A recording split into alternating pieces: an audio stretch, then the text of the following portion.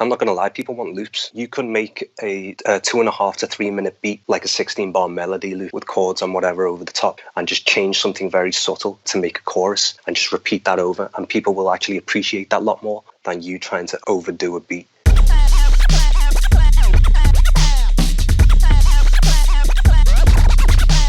Peace, what's going down? It's DJ Payne 1 for BeatStars.com, interviewing a man who's has a dope story because he's seeing his ascent right now. We're actually having a conversation with him as the ascent is still happening. His name is GC Beats. Appreciate your time. How are you feeling, sir? I'm doing good. Thank you for having me, guys. And you're traveling right now, right? Yeah, we're currently in Turkey on holiday. Okay, so not music related. Do you have a studio, a mobile studio set up there in Turkey? Not at the moment. I've decided to leave work way back home. So you're good at separating work and leisure then? I try to. I mean, my girlfriend's on my case all the time about it, but even now I'm still checking emails like all the time on my phone. So, but I know how to wind down and, get it out of my head when I need to. I was hoping you could give me and maybe some other viewers some advice about that balance, especially with regard to relationships, because like you said, your girlfriend is probably not happy when you're at an art museum and you get a sales notification or something. You got to check. Yeah, exactly. Things like that do happen, but it takes a toll on sort of the relationships back home. When I'm at the dinner table or whatever with my family and I'm just checking my emails or I'm replying to a customer, and it's best if you just leave that stuff to your normal work hours and just make sure that you take the time to wind down when you need to. I feel like that's advice just for me. Yeah. All right, so getting things started, how long have you been making beats? I've been doing this since circa 2008. Okay, so that's a fair amount. That's about 12, 13 years. I mean, I was only a kid back then. In high school, I was just messing about with, I think it was FL Studio 9. I don't even know, but I was just dabbling about on the DAW, so nothing too serious. Got it. What are some of your favorite VSTs? Favorite VSTs, it's got to be Serum right now. Is a big one for me in terms of a synth. I thought you might say that after listening to a bunch of your tracks. Yeah. Sorry, these notifications are coming up.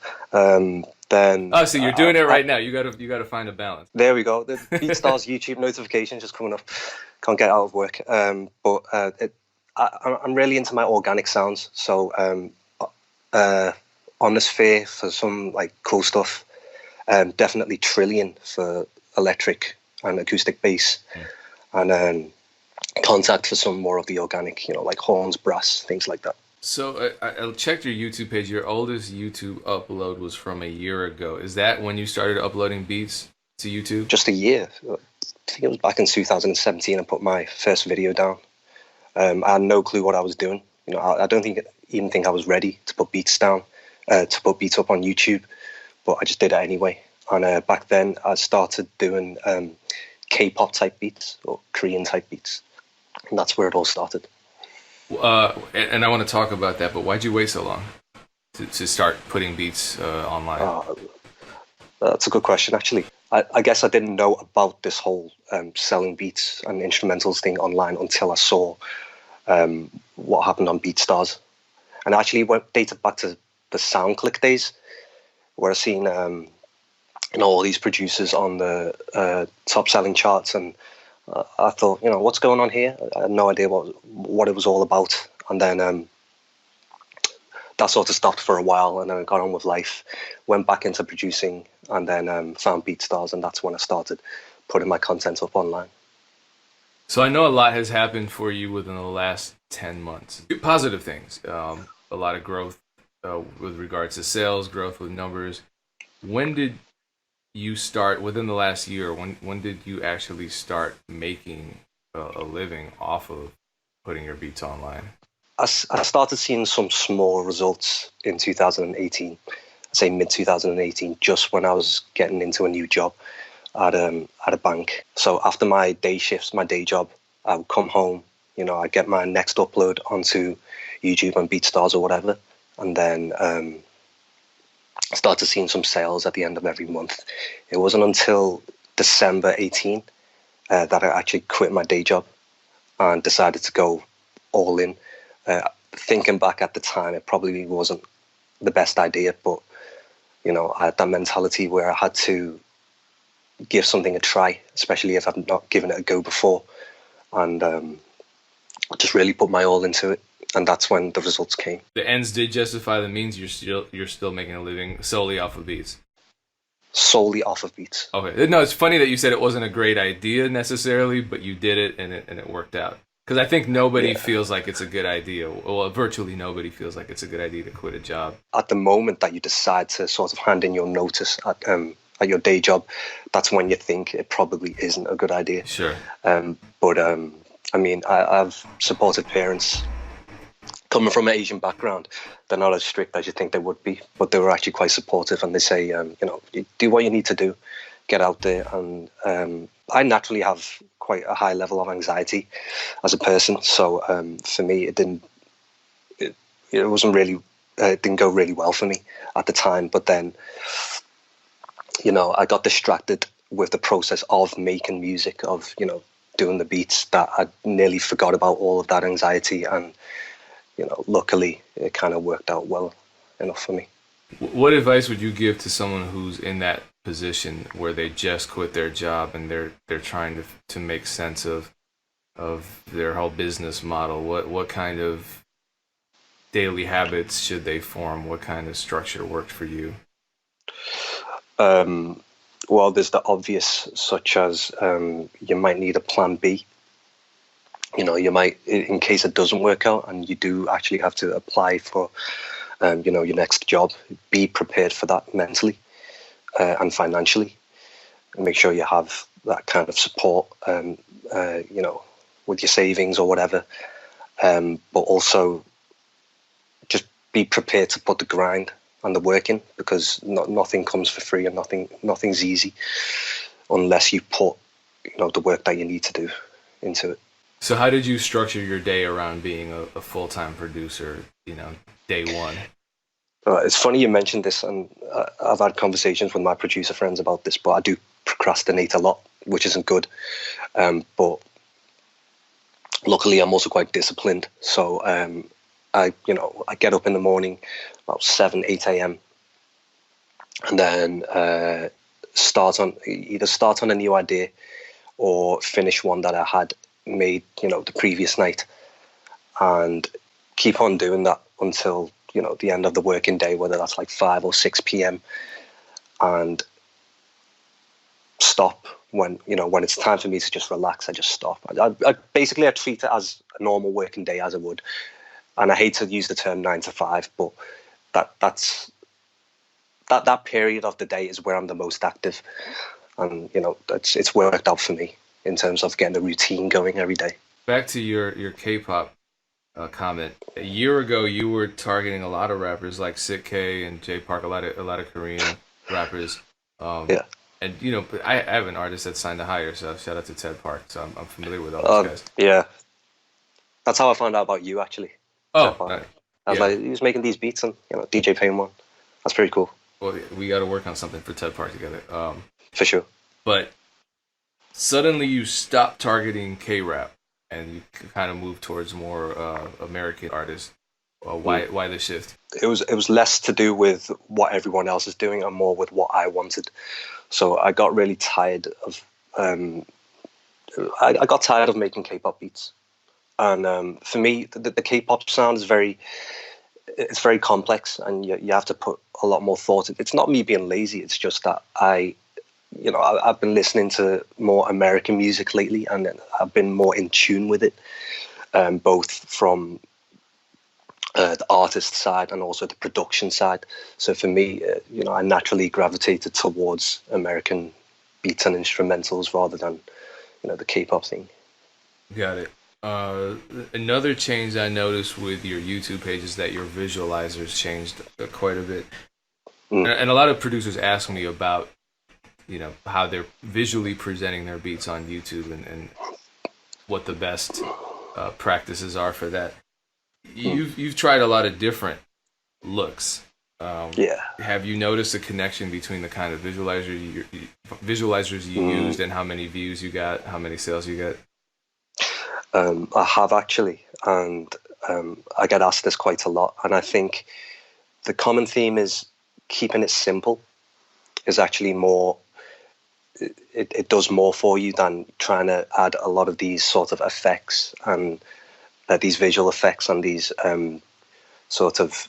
If there's a lot going on in the background, then it might deter people away from listening to your beats. That's what I find. You see sort of the videos that I have recently. There's a very simple thumbnail, and I find that's been working in terms of like a click-through rate, and I've been getting more listeners and more views that way. So yeah, it does definitely help. Simplicity, that is. So let's talk about a successful beat. So you had a beat go viral and hit over 1 million views. That's the Chance the Rapper featuring Smino and Amine type beat. And what's crazy is I spied on your keywords, and you're ranking on keywords for not only Chance the Rapper, but also for the other 3 artists named. And it went viral before you even had 10,000 subscribers, I believe. Why do you think this beat was so successful for you? The idea I had in my head, and as soon as I heard that idea, I already knew, this could be quite big, because I knew I wanted it to be simple enough for artists, to give that enough headroom for the artist to rap or sing over or whatever. And I thought, when I finished the beat, it was just structured in a way that's perfect for them to get a song together, and simple enough for them to write their lyrics over. So I think that's the structure of the beat has largely contributed to its success on BeatStars. What's your advice for structuring beats? Well, first of all, if you're going to make a beat, I would start from the chorus or the hook itself, because that's got the most elements in, and then dissect that and build the verse and intro around that. And then you can repeat that across all of your beats, and then you'll see people write to them more and engage with that more, rather than trying to make I don't know how to explain. Just basically keep the structure simple enough for people to write over and not to do too much to it. So would you draw a parallel between the visualizer and the beat, in the sense that the simple and highly structured beats, I should say clearly structured beats, sell well just the same as you get higher click-through rates and engagement for the simpler visualizer? And again, I've had this conversation with my producer friends, and we've noticed that people want loops. I'm not going to lie, people want loops.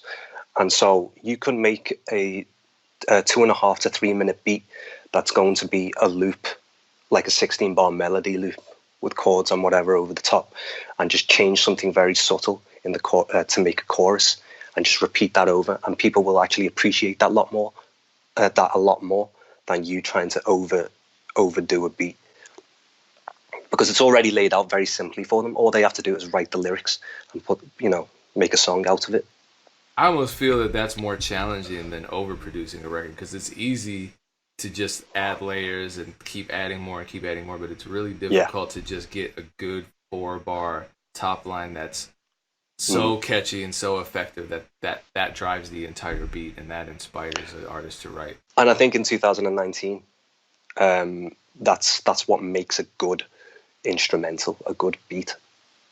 If it's simple enough, if the artist themselves can make if you can hear the change from a verse to a chorus from the artist themselves, because the beat is that simple, then that's what's going to make a good song. And then it's probably what artists are going to gravitate towards and buy a license for. Have you ever run any kind of YouTube ads on your beat videos, or have you tried any other paid advertising through Instagram, Facebook, etc.? I'm pretty familiar with how Instagram ads and Facebook and YouTube ads work. So it's like what's it called? Google ads. But I've never used them ever. And there's no particular reason. I haven't felt the need to use them. So would you say most of your sales are coming from your YouTube channel at this point? At this point, I think it's a mixture of the YouTube and the BeatStars marketplace. What about BeatStars has made you stick with it for this whole year? it's got to be simplicity, you know.